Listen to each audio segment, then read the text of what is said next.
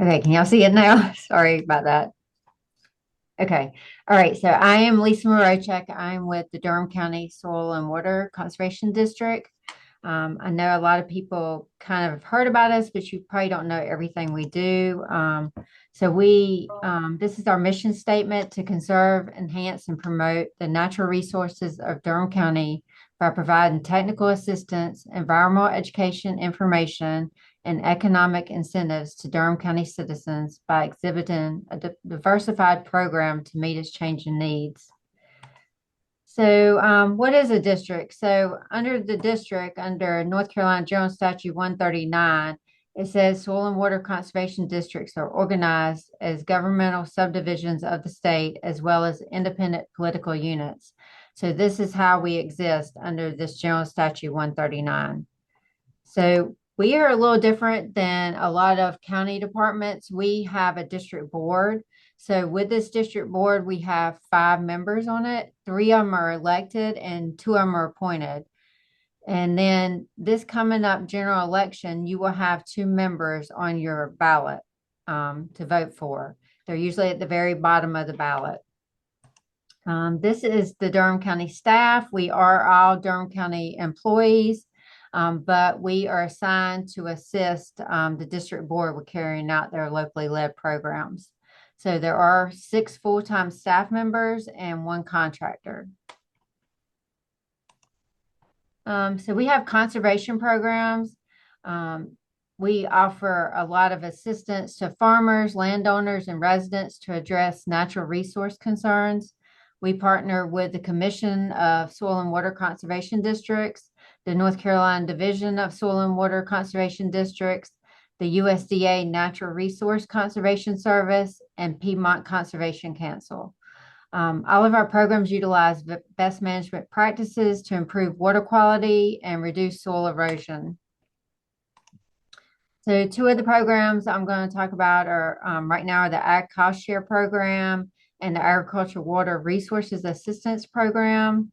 Those programs all are for how we help our farmers.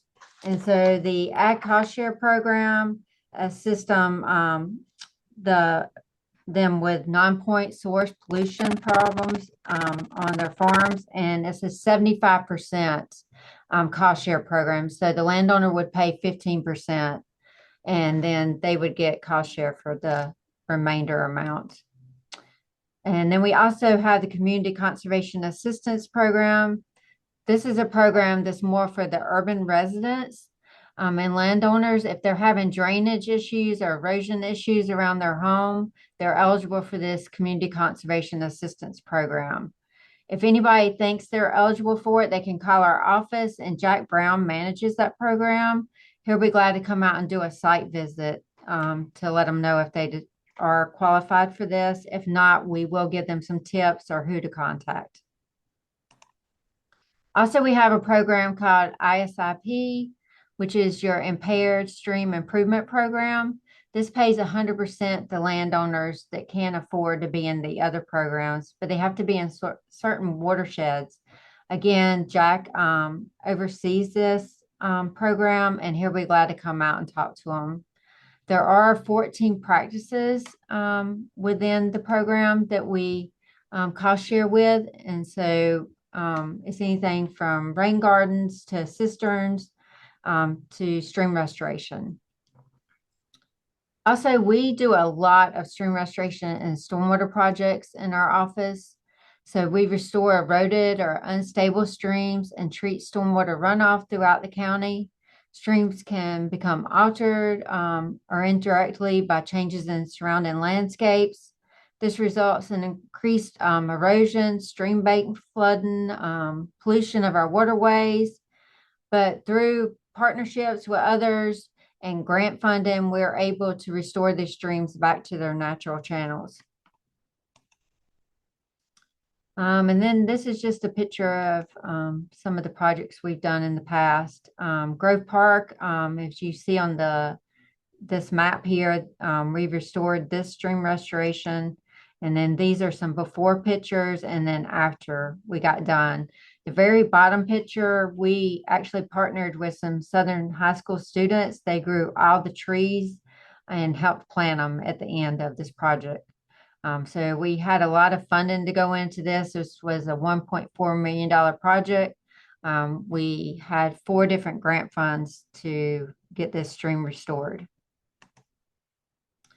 We also do a lot of ag economic development in our department. So we have the Farmland Protection Advisory Board, which was created in 1996. And then the mission of the Farmland Protection Board is to foster the wise use of our farmland resources by working with farmers, the community, government entities, agencies, and other resources to identify and implement strategies for the preservation and enhancement of our farming community while protecting the land and soil for future generations. We have 15 residents that make up the members of this board. And so we have different voluntary ag districts. And so we'll have somebody that represents the Flat River, the Little River, the Eno River, Falls, and Cape Fear. Also, we have a representative from the BOCC board, the Soil and Water Board, the Farmland Board, the Farm Bureau Board, and Open Space and Trails. Also, we have an Ag Economic Development Grant Program. This grant program offers cost share assistance to farmers, nonprofits, and their agriculture endeavors to promote agriculture development and outdoor environmental learning centers in schools. So farmers can get up to $10,000 and schools can get up to $1,500. If you know anybody interested in this, the grant applications will open up on July the 1st. So just keep an eye on our website for more information. And then you can see we started out originally with $25,000 and this grant program's grown to $250,000 and we're getting way more requests every year. Also, we have the Voluntary Ag District Program. If you're riding around the county, you've probably seen some signage out. This is just awareness for farmers to let them know that they are a real working farm. So if somebody was to move in next door and say, hey, I see them out spraying stuff, it just lets them know, hey, this is a farm. You might see people spraying. You might have tractors around. So participants can get in this and they can get out overnight.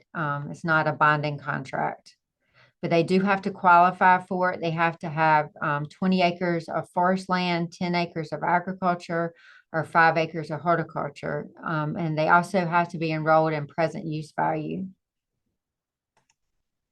And we do a lot of environmental education and outreach in our department. So we do the Envirothon program. So if you're not familiar with the Envirothon program, it's a hands-on natural resource education competition for middle school and high school students. They have teams of 3 to 5 members. They study, train, and test their knowledge in 5 different subject areas: soils, wildlife, current environmental issues, forestry, and aquatics. The Envirothon consists of a series of competitions from the regional level, and the top 7 teams from there will advance onto the state level. And then the top team from there will advance onto the international competition. We now have China and Canada as part of it. So it's a great competition. They can win scholarships. So again, if you know any middle school, high school students that would like to get involved in something like this, please have them get in contact with us. We also do a lot of school events, science nights, environmental field days. We do classroom presentations.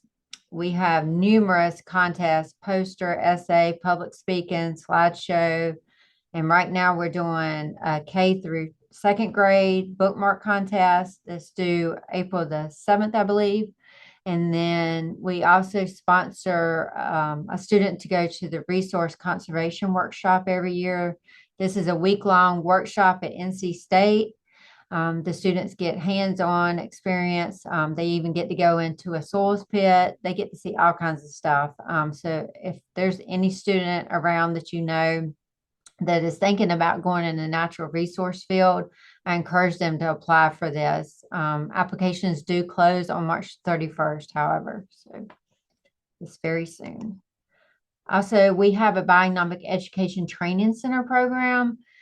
This teaches youth work development. It trains students on how to improve their STEM classes.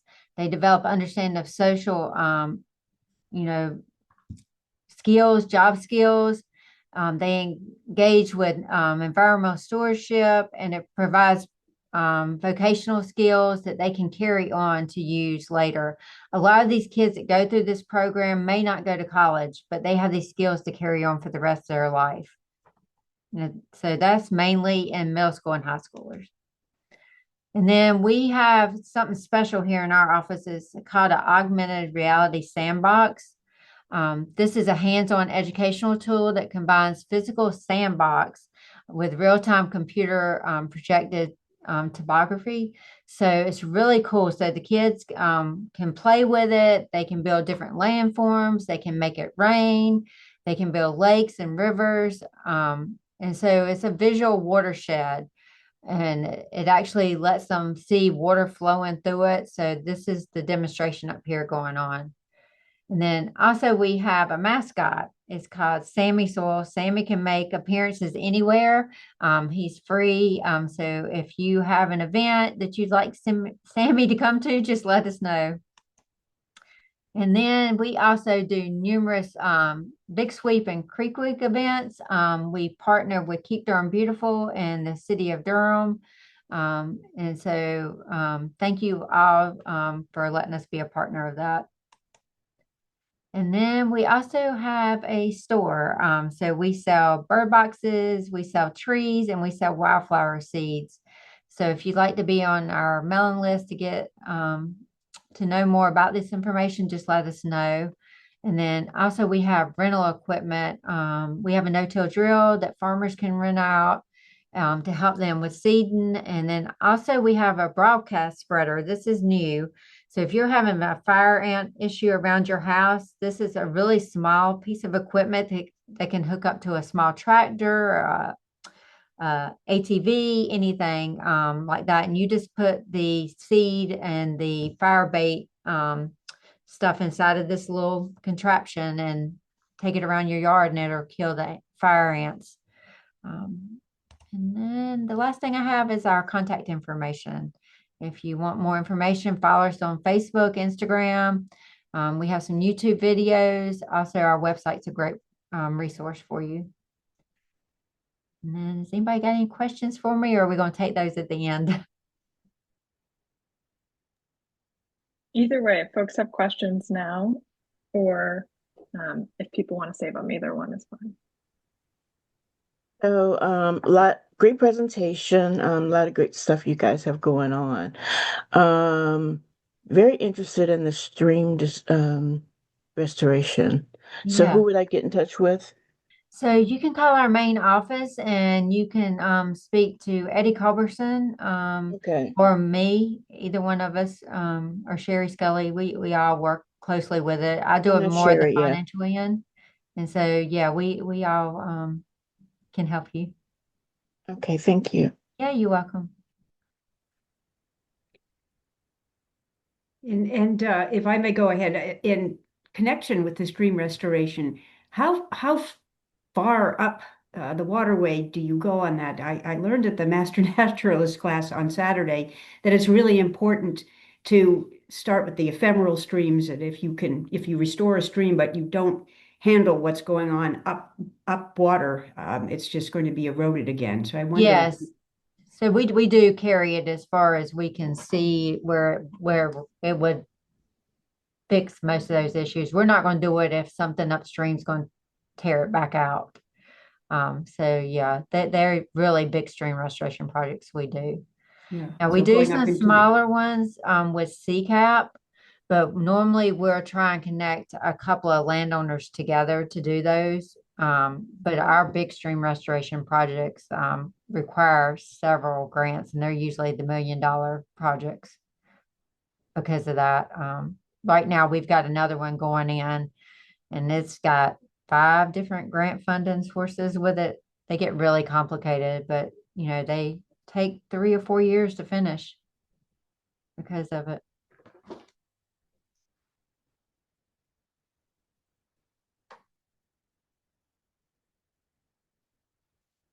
I have a question. This is about the Durham Public Schools, and we know that operations, facilities, and maintenance, they're approaching environmental concerns in a certain way. And I'm just wondering if there's any conversations about some of the topics that you've mentioned, including stormwater, coming from the schools into the neighborhoods. Mhm. How does that, do you initiate that, or would you prefer the school reach out? Operations, like how do you handle that? I'm interested to see from the other side, from like the partnership, Durham Soil and Water, looking at, Yes. yeah. So if we do see something, we will approach them. But if they know of something, then yes, we would like them to come to us. We do when we do the ag development grant program at the schools, we do make maintenance sign off on it along with the principal to make sure that they're going to maintain the BMPs that are going to be put in the outdoor education learning centers.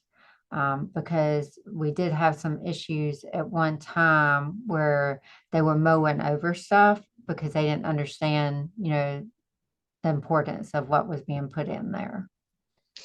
Yes, it's been a conversation for many years, including on the inside, to talk about the importance of pollinator gardens, like some of the measures about, like buffer zones. Like there's been a lot of conversations, but it's it's definitely an effort to continue. The other question that I had is, what about the neighbors and the residents living around the schools?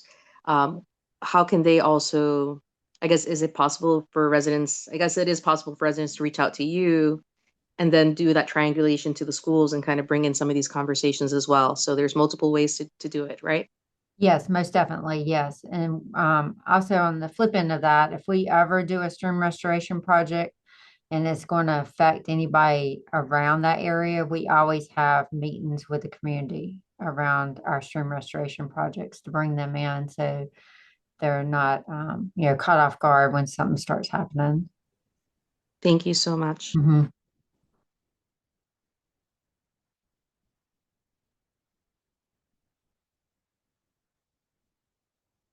Anybody else got anything? Well, if you don't think of anything right now, you can always reach out to us. This is our contact information. We'll be glad to talk to you.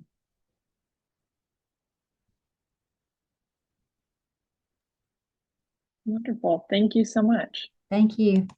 And I think we have one more presentation scheduled for today. All right, so let me start sharing my screen.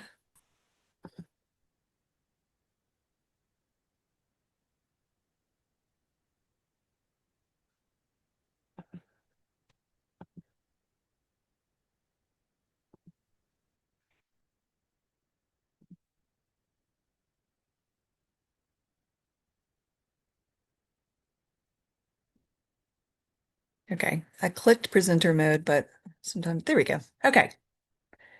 So as I mentioned, I'm with the Environmental and Street Services Department. We are now one of the huge operations department within the city, handling everything from solid waste recycling and composting to street maintenance, engineering, design, and stormwater. And I'm really going to just talk about the stormwater management. So in my part of the engineering and stormwater division, we have an infrastructure group that works on the repair and improvement of public stormwater infrastructure. We have a water quality unit and a watershed restoration group. And I'll primarily be talking about the last two functions. So if you moved here from somewhere else, you may have had a combined system where stormwater and wastewater both get treated until you have a big rain and it all overflows and nothing gets treated. But we do have separate systems, so none of our stormwater gets treated. It goes straight out to our local waterways. Cities have a big impact on runoff volume, which becomes a water quality issue when the storm surge starts to erode stream banks, and we need those stream restorations like Lisa talked about. So we're really changing the way water in the water cycle works when we add impervious surfaces so that Water can't soak in as easily, it doesn't evapotranspirate as much, and you get more and more surface runoff. So when we think about managing stormwater, we think about both the quantity and the quality. With the quantity, you want to slow down the water and soak it in, spread it out. You can do that with plants, green infrastructure, conserving land. And then with removing pollutants, it is really a lot of individual actions on properties and also installing stormwater control measures for new developments. Durham sits on a ridge line, so everything in the southwestern part of Durham County flows into Jordan Lake and then the Cape Fear River. And then everything north and east of that ends up in the Neuse River, most of it flowing to Falls Lake first. And Falls and Jordan are both major drinking water sources for the region and have a lot of requirements for us to meet with our stormwater runoff, primarily around managing nutrients. Durham doesn't get its drinking water from either of those for the most part. We do have an allocation to Jordan Lake, and in the future we'll get more water from there, but primarily our water comes from Lake Mickey and Little River Reservoir, both of which are in northern Durham County. So in the city of Durham, we have a program that monitors our creeks monthly, and we test for a variety of water quality parameters. We don't test every creek every single month, but we have a rotation of creeks. So they're usually on like 1 year we'll monitor half the creeks in the city, and the next year we'll hit the other half. We investigate water quality issues that are reported by the public to our water pollution hotline. We also get a lot of reports from our city and county personnel that are out in the field every day doing their work, and they report things to us that we go investigate. We report that back to the public through our State of the Streams report. So we give an overall score based on all the different water quality parameters to how we're doing overall. And we say why the city streams received that grade. And then we do the same for each individual stream that was monitored that year. And we say what were the top sources of pollution? Why did it get that score? In the case of the overall score for 2024, these were the top 5 issues. So private and cities, sanitary sewer discharges or overflows, erosion, sediment, oil, and yard waste. In the watershed restoration group, one of our big roles is to do these watershed improvement plans where we assess current conditions and look for future projects.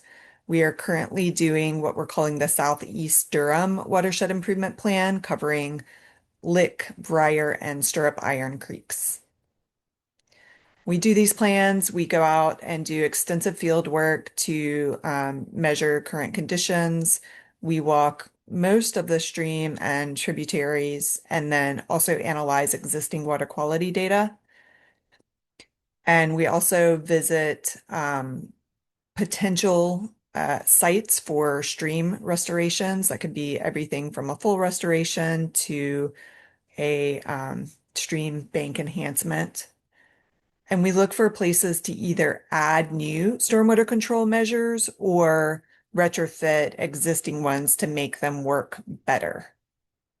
And these include like the stormwater retention ponds, bioretentions, constructed wetlands. Our group has some major retrofit projects, the largest of which is the South LRB Restoration Project at the corner of Duke Street and Trinity Avenue. Just 2 weeks ago, we kicked off the penultimate construction phase.